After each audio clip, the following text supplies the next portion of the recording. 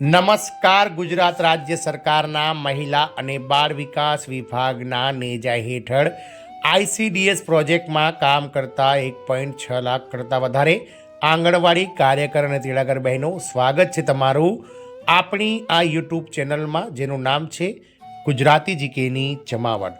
તો આપ સૌ જાણો છો તે પ્રમાણે અત્યારે હાલ આપ સૌ બહેનો, એટલે કે આંગણવાડી બહેનો હોય કે પછી આશા વર્કર બહેનો હોય, પોતાની વિવિધ પગાર વધારા સહિતની જે પડતર માંગણીઓ છે તેને લઈ અને જિલ્લા કક્ષાએ કલેક્ટર કચેરીઓ હોય કે પછી ગાંધીનગર ખાતે ધરણા કાર્યક્રમો અને આંદોલનો જે છે તે છેડી રહ્યા છે.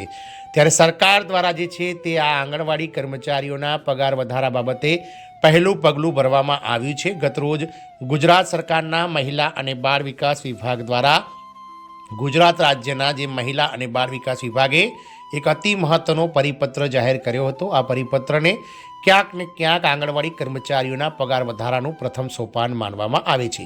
તો જાણીશું આજના વિડીયોમાં વિગતવાર કે ગુજરાત રાજ્ય સરકારના મહિલા અને બાળ કલ્યાણ વિકાસ વિભાગ દ્વારા 9 ડિસેમ્બર 2025ના રોજ જે પરિપત્ર જાહેર કરાયો હતો, જેમાં જે કહી શકાય કે જે બાળકોની સંખ્યાબળ નક્કી કરવા બાબતનો આ પરિપત્ર હતો, તેની શું છે વિગત, તેને લઈ અને આજના વિડીયોમાં આપણે વિગતવાર ચર્ચા કરીશું. તો વિડીયોના અંત સુધી બહેનો આપ બન્યા રહેશો. અને જો ચેનલમાં તમે પહેલીવાર વિડીયો જોતા હોય તો અમારી ચેનલને તમે સબસ્ક્રાઈબ કરવાનું બહેનો ભૂલશો નહીં.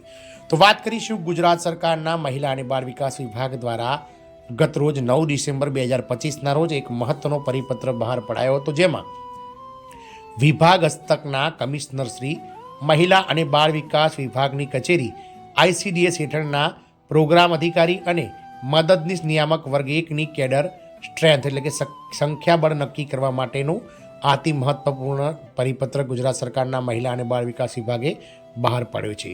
આ જે વર્ગ 1ના જે નિયામકોની જે સંખ્યાબળ, એટલે કે સ્ટ્રેન્થ નક્કી કરવાનું જે પરિપત્ર છે, તે પગાર વધારાનું પ્રથમ સોપાન માનવામાં આવે છે. કારણ કે આ આઈસીડીએસ અધિકારીઓ જે છે, કે જેઓ પ્રોગ્રામ અધિકારી અને મદદનીશ અધિકારીઓ છે, તેઓ સરકાર પાસે આ આંગણવાડી કર્મચારી બહેનોની જે મુખ્ય માંગણીઓ છે, જે રાવ છે, તેમજ જે સરકાર અને કહી શકાય કે આંગણવાડી કર્મચારીઓ વચ્ચે એક માનવ સેતુ તરીકે કાર્ય કરે છે.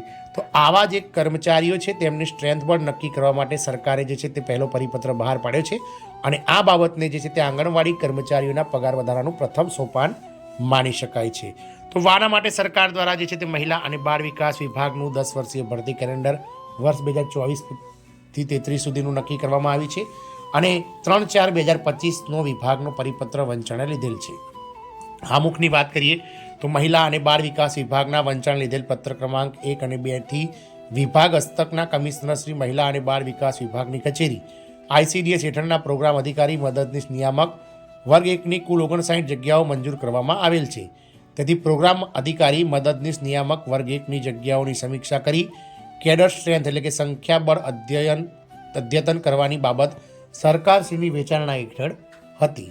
ઠરાવની વાત કરીએ તો સરકારશ્રીની કાળજીપૂર્વકની વિચારણાના અંતે મહિલા અને બાળ વિકાસ વિભાગ હસ્તકના કમિશનર શ્રી, મહિલા અને બાળ વિકાસ વિભાગની કચેરી, આઈસીડીએસ હેઠળના પ્રોગ્રામ અધિકારી, મદદનીશ નિયામક વર્ગ 1ની કેડર સ્ટ્રેન્થ સંખ્યાબળ સાથે સામેલ પત્રકની વિગતે નીચે મુજબનું નિયત કરવામાં આથી ઠરાવવામાં આવેલ છે.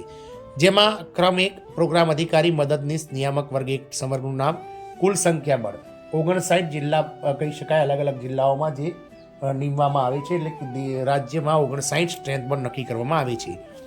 આ ઠરાવ વિભાગના સરખા ક્રમાંકની ફાઇલ વિભાગ વહીવટી વિભાગની 1/12/2025ની નોંધ પરથી મળેલી કહી શકાય કે મંજૂરી માળવામાં આવેલી છે. વાત કરીશું અલગ અલગ જિલ્લાઓમાં મંજૂર થયેલ જગ્યાઓમાં.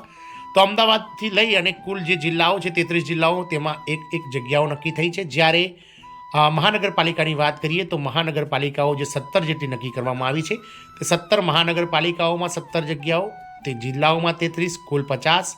તદુપરાંત ગાંધીનગર મહિલા અને કમિશનર શ્રી, મહિલા અને બાળ વિકાસ વિભાગની કચેરીમાં કુલ 8 જગ્યાઓ મંજૂર થયેલ છે.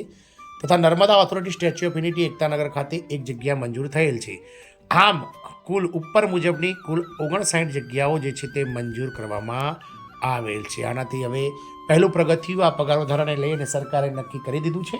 આ અધિકારીઓ જે છે તે ટૂંક સમયમાં પોતાના પદભાર સંભાળશે અને સરકાર અને આંગણવાડી કર્મચારીઓ વચ્ચે એક સેતુ તરીકે કામ કરી અને ક્યાંક ને ક્યાંક આંગણવાડી કર્મચારીઓની જે પડતર માંગણીઓ છે તેને વાચા આપશે. જય હિન્દ, અસ્તુ.